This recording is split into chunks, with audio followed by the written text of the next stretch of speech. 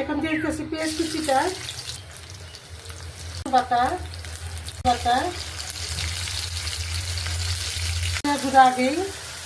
মরিচের গুঁড়া, আর হচ্ছে আপনার ধনিয়ার হলুদের গুঁড়া, মশলার জন্য একটু গরম পানি, পেঁয়াজ দিয়ে দিলাম, কাঁচা টমেটো দিয়ে দিলাম, মেলি মাছ, অনেকে ভেজা মাছ কয়, আর হচ্ছে ট্যাংরা, একটু গরম পানি অল্প পরিমাণ, পেঁয়াজ পাতাটা কেটে দিতেছি, গুঁড়া মাছে দিব, পেঁয়াজ পাতা দিয়ে দিলাম, একটু ধনিয়া পাতা, আমি আর কোনো নাড়াচাড়া দিব না, দিলাম কাঁচামরিচ,